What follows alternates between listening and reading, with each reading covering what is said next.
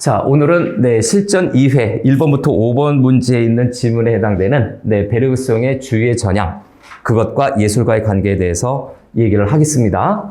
자, 먼저 전체적인 주제를 보면 주의의 전향이 인간의 지각과 인식의 한계를 극복하려는 목적으로 설정이 된 건데, 예술가들이 이걸 통해서 끊임없이 노력하고 있다는 내용이 이 전체 글의 주제예요. 첫 번째 문단에서 베르그송의 삶의 주의를 이야기하고 있고요. 그 다음에 두 번째 문단에서는 오히려 삶의 주의로 인해서 지각과 인식의 한계가 발생한다는 점, 그 다음에 세 번째 문단에서는 정신의 주의에 대해서 이야기를 하면서 삶의 주의와 서로 대립된다. 즉 삶의 주의가 정신의 주의와 서로 대립적인 관계에 있다는 것을 설명하고 있어요. 그런데 마지막 문단에서는 글 전체의 주제에 해당되는 주의의 전향을 위해서 예술가들이 노력을 한다 라는 내용이 잡혀져 있습니다. 전체적으로 그 개념 용어들이 우리가 평상시에 흔히 쓰던 것들이 아니기 때문에 요거는 문단이 짧더라도 좀 주의 깊게 문단별 용어라든가 개념을, 흐름을 잘 정리해야 됩니다. 다소 길고 복잡해요. 지루하고요. 자, 시작하겠습니다. 세 번째는 지문 정리라고 할까요? 지문 분석을 시작하겠습니다. 지문 정리. 자, 1문단부터 다시 들어가죠. 1문단 시작해 보겠습니다. 첫 번째 문단. 자, 첫 번째 문단에서는 여러 가지 내용이 있는데 세계에 관련된 내용이 언급이 되고 있고요. 그 다음에 후반부에서 삶의 주의에 대해서 언급을 하고 있습니다. 그래서 세계에 관련된 내용을 좀 정리해야 될 것 같아요. 그래서 첫 번째는 세계라는 것이 나타나는데, 자, 이 일상적인 세계에서는 불연속적인, 다시 한번, 불연속적인 자극들이 항상 끊임없이 충돌한다라고 언급하고 있습니다. 불연속적인 자극들이 끊임없이 충돌하고 또 상호 침투하고, 침략하는 거죠. 상호 침투하고 그로 인해서 어떤 혼돈이 발생한다라는 내용을 제시하고 있습니다. 그런데 이거는 일상세계하고 서로 좀 대립적인 거거든요. 이에 반해서 우리가 평범하게 지내는 일상세계는 견고한 질서를 갖추는 거죠. 그래서 견고한 질서를 갖추고 있기 때문에 여기에서 세계라고 하는 것, 요 내용과 일상세계하고는 좀 대립적인 개념으로 첫 번째 제시했습니다. 다음 두 번째 내용은요, 다소 이제 철학적인 부분으로 좀 얘기를 하고 있는데, 자, 삶의 주의에 따른 태도에 관련돼서 얘기를 하고 있습니다. 자, 인간은 자신의 그 삶을 유지하기 위해서 일상세계를 위협하는 자극과 혼돈을 감각하지 않는다라고 얘기하고 있어요. 그래서 요건 좀 과정이 좀 필요한데, 자, 인간은요, 자신의 삶을 유지하기 위해서, 일상생활을 위협하는 그 자극과 혼돈을 감각하지 않습니다. 자극과 혼돈을 어떻게 한다고? 감각적으로 느끼려 하지 않아요. 감각하지 않는다. 말을 좀 줄였습니다. 자극과 혼돈을 감각하지 않습니다. 인간은. 왜? 일상세계에 위협이 되는 부분들은. 자, 그리고 이어서 변화하는 것은 고정된 것으로 동체를 부동체로 바꿔서 수용을 하는 거죠. 그래서 변화하는 것을 고정된 것으로, 그죠? 요건 요렇게 할까요? 변화한 것을 고정된 것인데, 요렇게 하는 거죠. 변화한 것을 고정된 것으로, 그 다음에, 그 동체, 움직이는 물체겠죠? 동체를, 부동체로 바꿔서 인식을 합니다. 왜 이렇게 인식하지? 그런 의문이 있네요. 그래서, 요걸 바꿔서 수용을 한다라는 내용이야. 요 자극과 혼돈을 감각하지 않는다라는 것이 수용한다라는 내용이죠. 변화를 고정된 것으로 동체를 부동체로 바꿔서 수용하는 부분이 바로 감각하지 않는 것의 한 방법입니다. 이 모든 것이 바로 삶의 추억이라고 볼 수가 있는 거죠. 삶의 추억이 아니라 삶의 주의죠. 그래서 삶의 주의, 따른 태도로 볼 수가 있다. 주의에 따른 네, 반응이자 태도로 정리해 줄 수 있는 겁니다. 우리가 흔히 쓰는 그 개념은 아니죠. 그래서 그럼 이 삶의 주의가 뭔가? 이걸 또 체크해야 되겠죠? 그래서 세 번째는 삶의 주의가 무엇인지, 네, 삶의 주의에 관련해서 네, 좀 정리를 하겠습니다. 삶의 주의. 요거를 일단 좀 잘 정리해야 될 것 같아요. 베르그송이 얘기했었던 삶의 주의라는 것이 무엇인가? 삶의 주의는 일단 변화를 고정된 걸로 동체를 부동체로 바꿔서 수용하는 거고, 이건 왜 그렇다? 일상세계가, 질서를 갖춘 일상세계가 네, 만약에 위협을 받게 되면 네, 자극과 혼돈을, 여기 자극 충돌 침투 혼돈이 있죠. 자극과 혼돈을 감각하지 않습니다. 불연속적인 것을 연속적인 것, 안정적인 것으로 바꿔서 수용하려는 인간의 특징을 얘기하고 있어요. 이것과 관련돼서 삶의 주의라고 하는 것은 인간이 네, 삶에 적응을 하기 위해서 현재 상황의 요구에 알맞게 대응하는 겁니다. 결론적으로 먼저 할게요. 이거 좀 거꾸로 하겠습니다. 저 뒤에 있는 내용부터 좀 정리하면 이 부분은 결국은 네, 현재 상황의 요구에 알맞게 대응하는 것이다. 그래서 현재요. 현재 상황에 맞게, 알맞게 네, 대응하는 것이다. 맞게 대응하는 것이 바로 삶의 주의의 가장 근본적인 핵심입니다. 근데 현재 상황에 알맞게 대응한다는 것은 이 과정상 또 뭐가 있을까? 그래서 요거를 밑으로 네, 요렇게 좀 내려서 정리할게요. 그래서 현재 상황에 맞게 대응한다는 것은 그 첫 출발점이 환경에 적응하고자 네, 정신을 집중해서 신체에 유입되는 정보를 토대로 적절한 행위를 선택하는 거죠.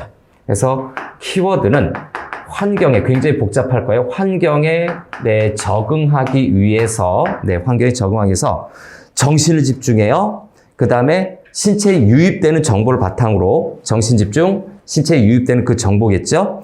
네, 그걸 바탕으로 적절한 행위를 선택합니다. 그래서 두 가지 요소, 정신 집중과 그 다음에 신체에 유입되는 정보죠. 네, 신체에 유입되는 이 정보를 바탕으로 뭐를 한다고? 적응을 하기 위해서 네, 바로 적절한 행위를 선택한다라는 거죠. 그래서 여기에서 이 환경에 적응하기 위해서 적절한 행위를 네, 선택한다.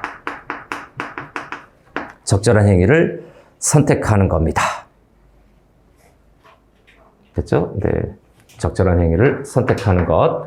그리고 하나만 더 정리할까요? 하나만 더 추가로 하면 정신이 아주 조밀하게 응집된 상태에서 무언가를 명료하게 지각하거나 위협에 대처하는 등의 현재 상황의 요구에 알맞게 대응하는 거죠. 알맞게 대응하는 그 방식에서 일단 정신이 조밀하게 응집된 상태입니다.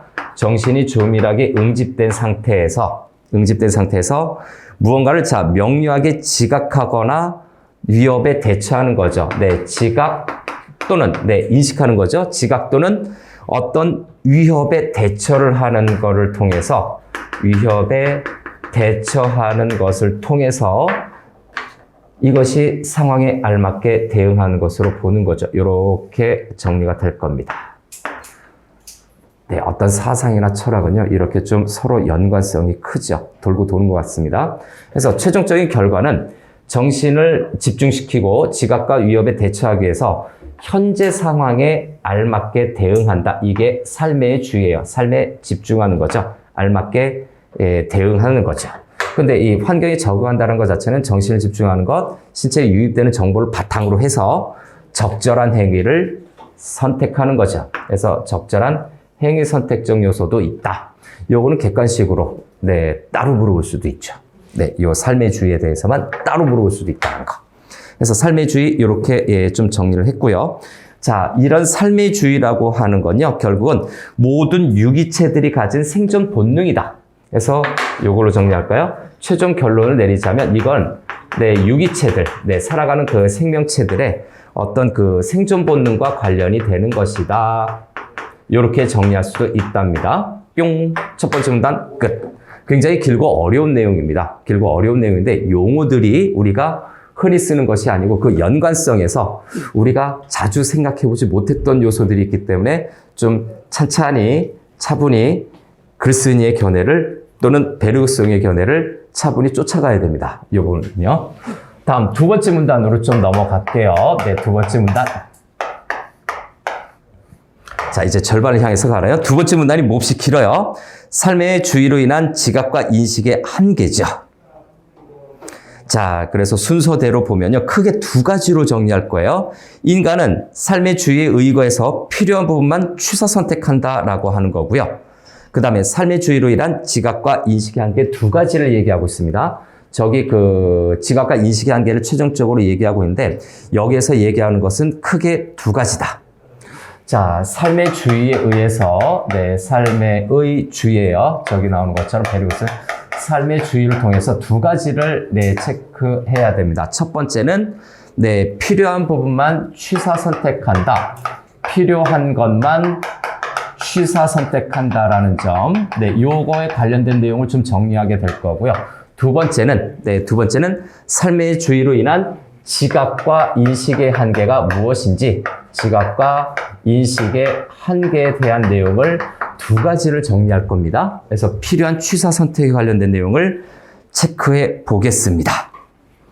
자, 저기에 맞춰서 네, 첫 번째 인간이라고 하는 존재는요. 인간이라고 하는 존재는 의거해서 네, 삶의 주의에 의거해서 저기 있는 것처럼 네, 필요한 부분만 취사 선택하는 거죠. 네, 필요한 부분만 선택적으로 받아들인다. 취사 선택한다라고 하는 이 큰 내용을 거듭거듭 정리를 잘 해놔야 됩니다. 여기에 관련된 첫 번째 설명 내용을 보겠습니다. 일단 지각이라고 하는 것은 그럼 무엇인가? 지각에 대한 개념 정리를 좀 해야 되겠죠. 자, 이 지각이라고 하는 것은 감각기관을 통해서 파악하는 것을 이야기합니다. 감각기관으로 파악하는 것을 이야기하는데, 자, 그래서 이 감각기관을 통해서 대상을 파악하고자 하는 것인데, 지각에 삶의 주의가 만약에 적용이 되면, 네, 삶의 주의가 적용이 되면 생존 및 삶의 편의를 위해 대상의 고유한 질적 측면들을 무시한다라는 거죠. 자, 그래서 다시 한번 지각에 뭐가 된다고요? 네, 지각 플러스 삶의 주의가 되면요. 이게 요렇게 또 바뀌게 됩니다. 네, 어떻게 바뀌느냐? 생존 및 삶의 편의를 위해 대상의 고유한 질적 측면들을 무시한다. 요게 핵심이죠. 대상의 고유한 측면들을 무시한다. 왜? 생존하기 위해서 또는 삶의 편의성을 위해서 이렇게 한대요. 과연 그런가? 예, 의문은 가져볼 수가 있죠.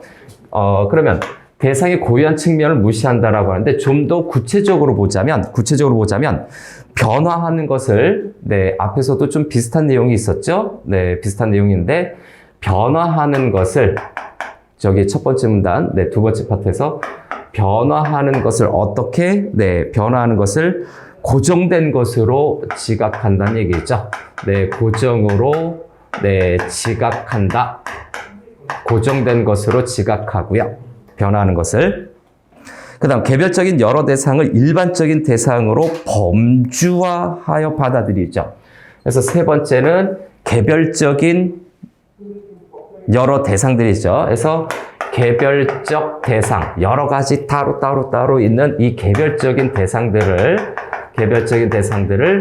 범주화해서, 범주화라고 하는 것은 뭡니까? 서로 다른 대상을 같은 부류로 묶어내는 겁니다. 서로 다른 걸 다 같은 것으로 묶어내는 것이 범주화죠. 그래서 범주화하여, 네, 받아들인다, 네, 수용한다라는 거죠. 개별적인 것을 범주화한다라고 하는 겁니다. 이것은 안정을 크게 추구하려고 하는 성향과 맞물려 있는 거죠.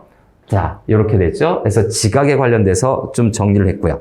다음, 계속해서 이어서 네 번째로 인식에 관련된 내용을 또 정리하겠습니다. 여기 지각과 인식에 관련된 개념은 기본적으로 알아둬야 된다.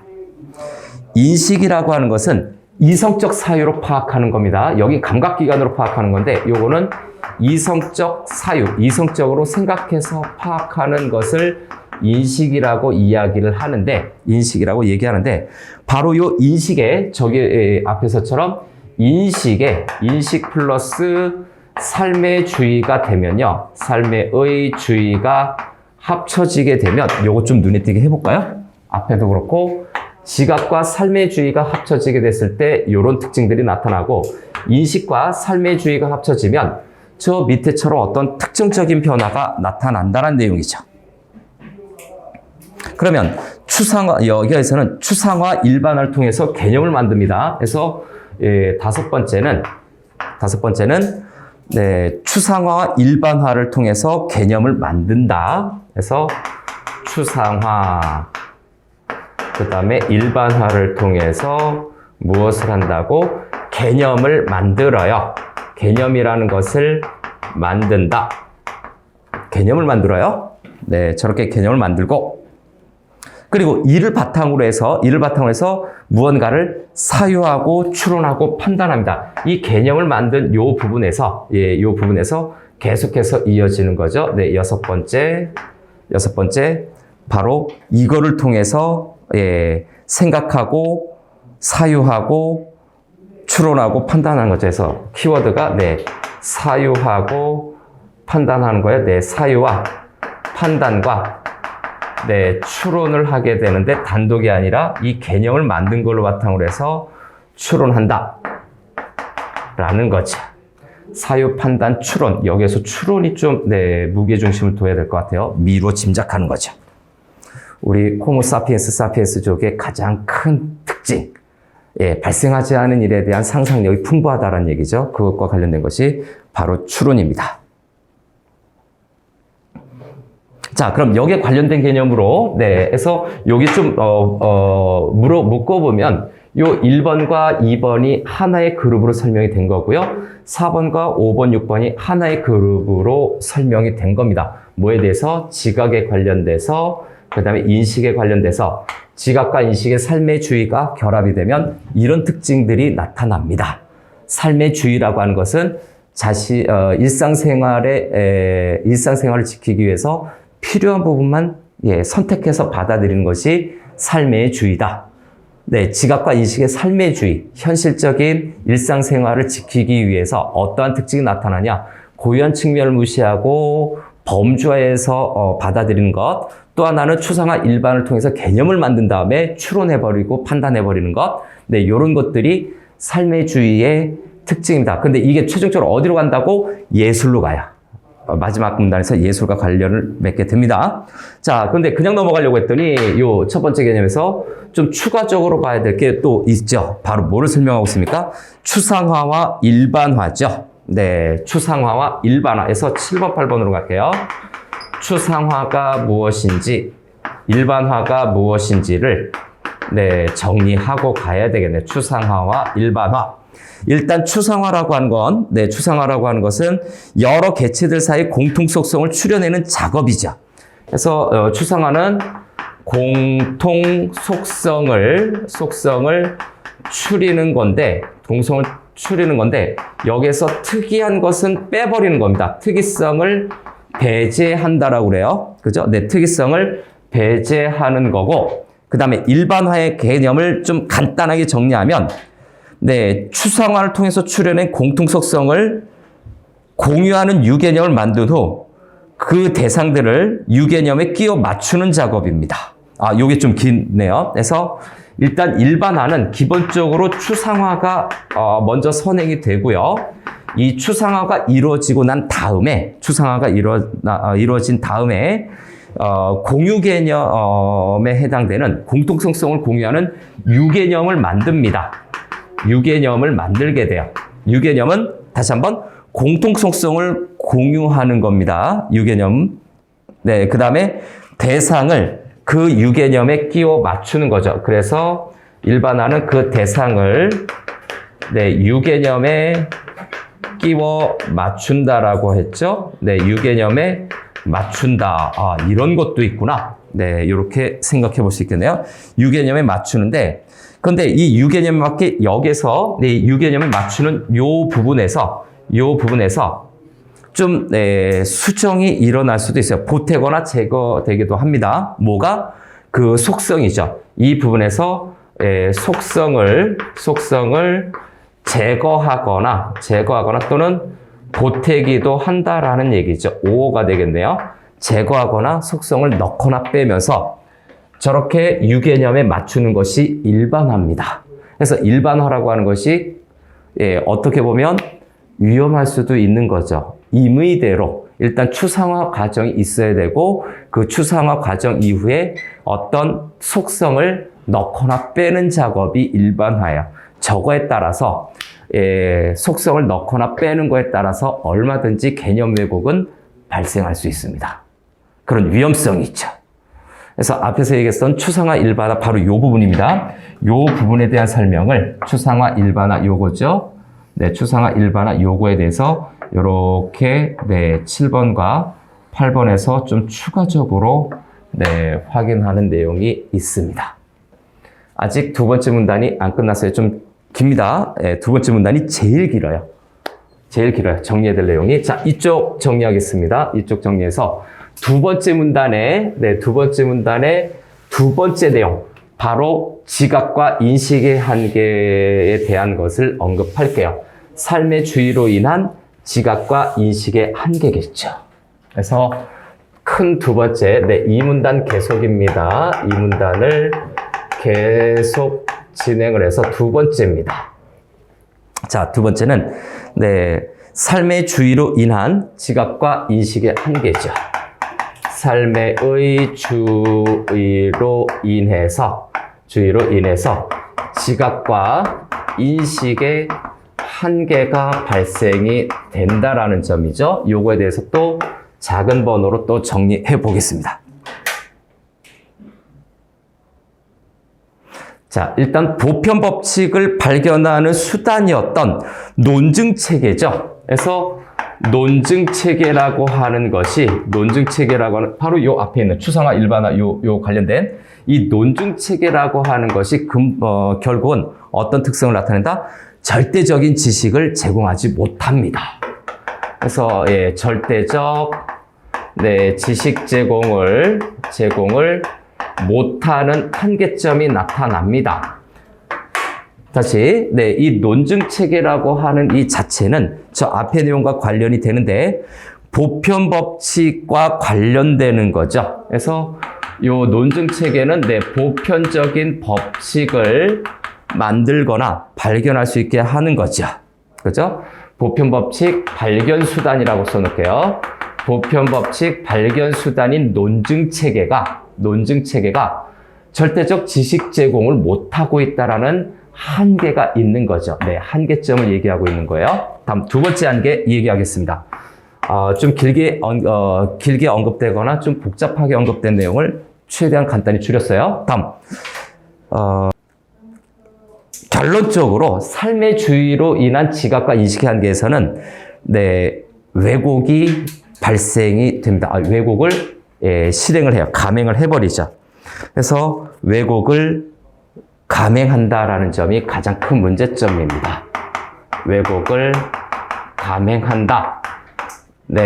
아주 과감하게 실행해버린다는 얘기죠. 왜곡을 실행해버리는 것이 큰 문제점이 되죠. 왜곡을 감행하는 그 과정을 보면 일단 유용성, 효과가 있는 거죠. 유용성의 논리에 굴복해버리는 거야. 그의 논리에 복속이 된다라고 얘기하고요. 복속되고요.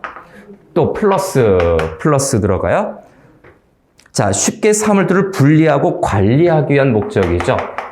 쉽게 사물에 대해서 관리하고 분류하고자 또는 분류하고 관리하고자 하는 목적이죠. 사물을 관리하고 분류하려는 그 목적이 담겨져서 왜곡을 감행해 버립니다. 왜곡을 감행해 버려요. 지식 제공을 못하고 있죠. 지식 제공을 못하는 거, 그 다음에 왜곡한다라는 거. 이것이 삶의 주의의 한계점, 문제점이 될 수 있습니다. 자, 길고 긴 두 번째 문단을 좀 마무리했어요. 구분하기 위해서 여기를 좀 이렇게 긋겠습니다. 어떤 기초 개념적인 요소, 기본적인, 이론적인, 용어적인 이런 내용들을 배치했었던 첫 번째, 두 번째 문단을 지나서 다음, 삶의 주의에 좀 벗어난 다른 내용을 얘기하겠습니다. 세 번째 문단에서는 정신의 주의에 관해서 얘기를 해 보겠습니다. 자, 3문단이죠. 3문단은 앞서 소주제에서도 정리했던 것처럼 삶의 주의와 대립되는 정신의 추억에 관련된 내용을 파악해 보겠습니다. 그래서 정신의 추억을 포커스를 잡아서 봅시다. 정신의 추억은 어떻다고? 삶의 추억과 대조를 이룹니다. 삶의 추억. 지금까지 언급했던 이 삶의 추억과 대조되는 정신의 추억은 또 어떤 특징이 있는지 체크 들어갑니다. 첫 번째. 자, 정신의 추억? 정신의 주의죠. 아이고, 추억이 나왔네요. 정신의 주의입니다. 주의죠.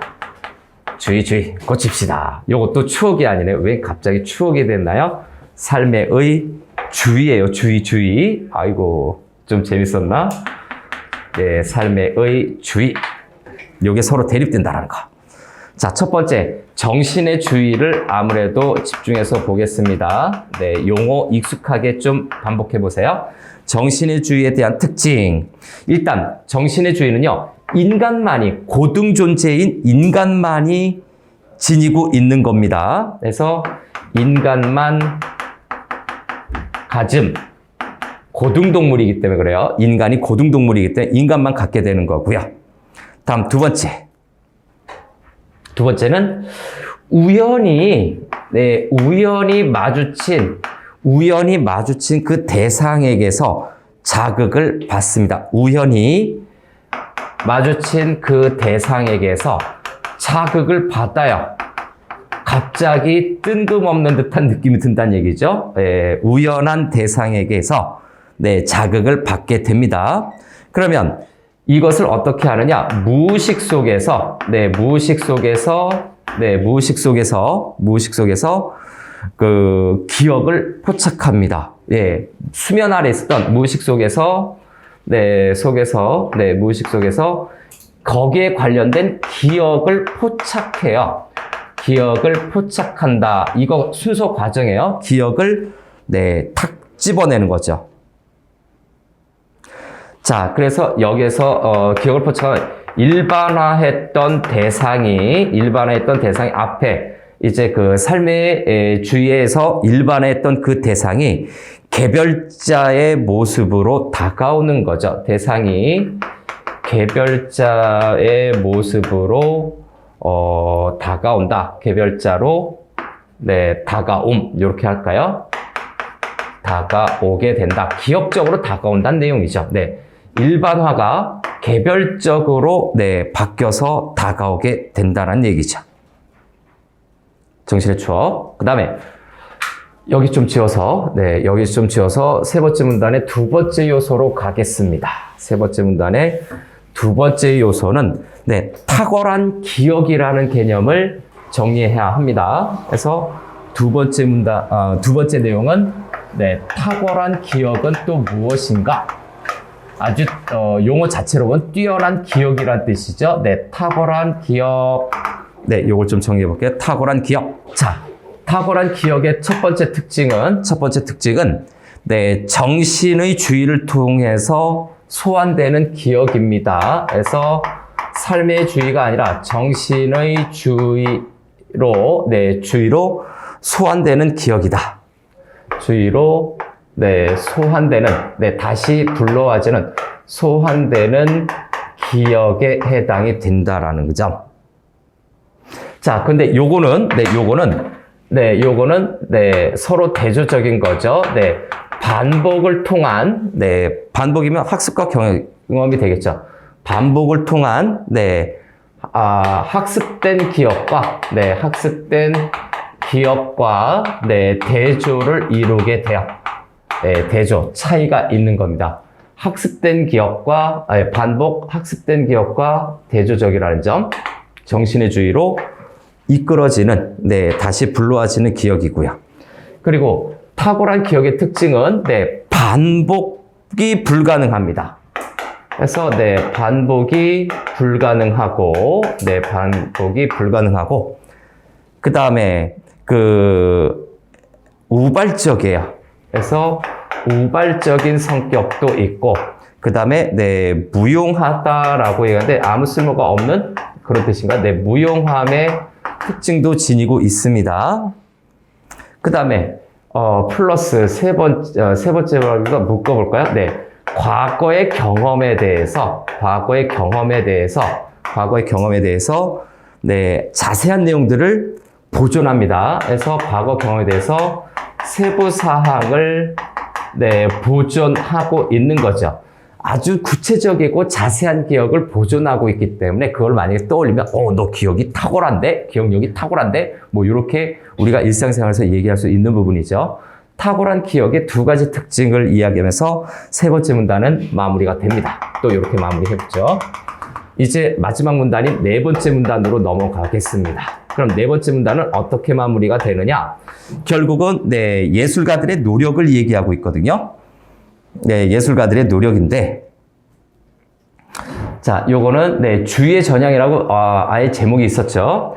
이런 주의를 서로 왔다 갔다 하는 건가? 예술가들의 노력이에요. 바로 들어가겠습니다. 저 주제로 잡혀있는, 또는 제목으로 잡혀져 있는 주의의 전향이죠. 예술가들이 노력을 하고 있다는 거. 그래서 첫 번째, 바로 들어가면, 주의의 전향. 이런 주의, 민주주의, 자유주의, 공산주의, 이런 게 있을 텐데, 그런 주의를 서로 바꾸는 건가? 이런 생각을 가질 수 있어요. 괜찮습니다. 주의의 전향. 자, 주의의 전향이라고 하는 것은 앞에서 보는 것처럼 삶의 주의에서 정신의 주의로 바꾸는 겁니다. 그래서 삶의 주의에서 정신의 주의로 바꾸는 것을 주의의 전향이라고 얘기를 하는 거죠. 요 화살표는 바꿈입니다. 바꾸는 거죠. 삶의 주의에서 정신의 주의로 바꾸는 것, 것을 주의의 전향. 다음 두 번째, 주의의 전향의 특징. 자, 근데 이것은, 주의의 전향은, 인간 중에서도 특히 철학자와 예술가가 시도해야 된다라는 견해를 나타내고 있어요. 예술가가 시도해야 한다라는 점. 평범한 인간보다는 철학자라든가 예술가가 이 주의의 전향을 시도해야 된다라고 이야기하고 있어요. 그죠? 이거는 왜 그렇게 했을까? 이 삶의 주의가 원래 불충분한 경험 인식과 그 다음에, 지각에서, 지각에 빠지게 될 수 있는데, 거기서 벗어나서 현상의 본 모습을 온전히 포착하기 위해서라고 이야기하고 있네요. 그래서 최종 결과는 현상의 본 모습을, 본질적인 모습이겠죠. 본 모습을 온전히, 완벽하게 있는 그대로 포착하려는 목적입니다. 포착하려는 목적인데, 여기에 또 전제 조건 깔려 있죠. 앞에 삶의 주의가 있으니까 우리 좀 정리해야 되겠죠. 즉, 삶의 주의는, 여기에서 삶의 주의는 어떤 특징이 있다? 삶의 주의는 좀 왜곡도 감행하고 이런 내용으로 봤을 때 삶의 주의는, 불충분한 지각과 인식을 한다는 내용이죠. 불충분한, 지각과 인식을 하게 한다라는 이런 문제점이 있기 때문에 본 모습을 온전히 포착하기 위해서 이것이 목적이자 결과겠죠. 이런 목적을 갖고서 누가 철학자나 예술가가 정신의 주의를 시도해야 된다라고 얘기하는 거죠. 주의의 전향.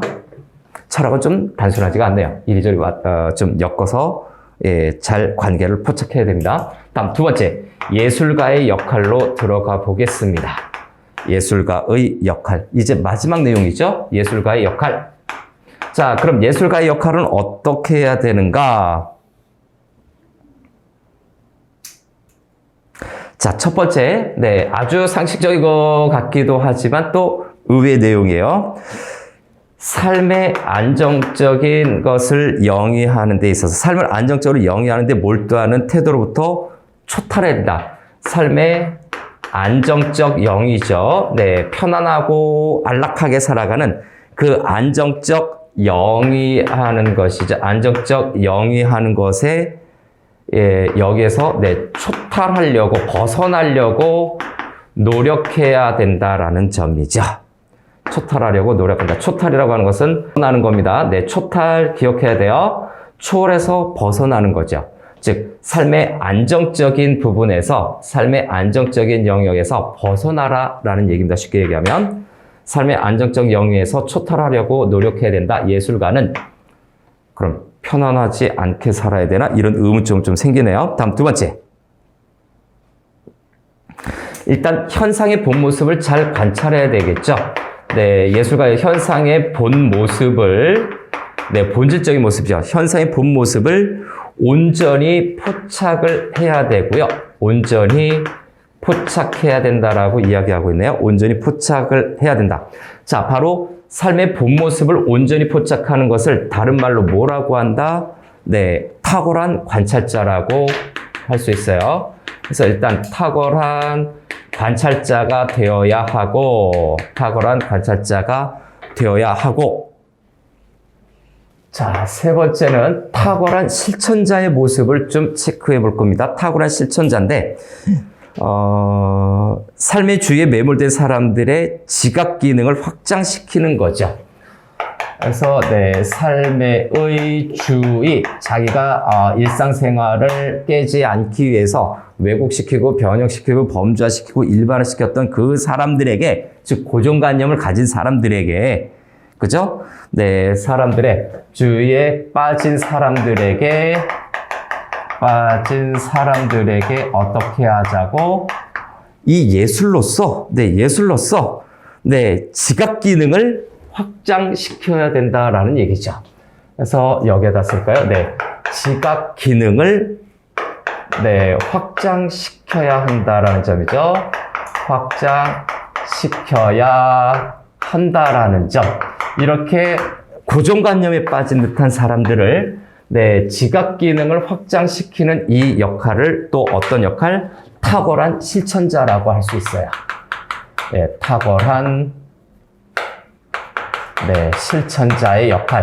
탁월한 관찰자이자 탁월한 실천자의 역할을 해야 되는 것이 바로 예술가의 역할이다.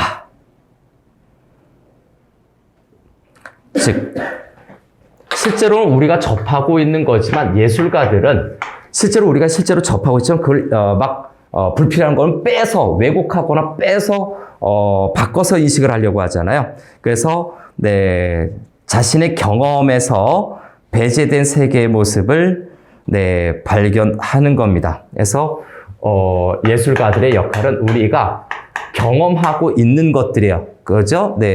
경험에서 뺀 거죠. 경험에서 배제된 세계의 모습을 발견하는 것이 또 예술가의 역할이다. 세계의 모습을 발견하는 것이다. 즉, 삶의 주위에 빠지면 못 보는 것들이 좀 있다. 그러니까 그거를 예술가들이 발견하게 해야 한다라는 점이죠. 끝났습니다.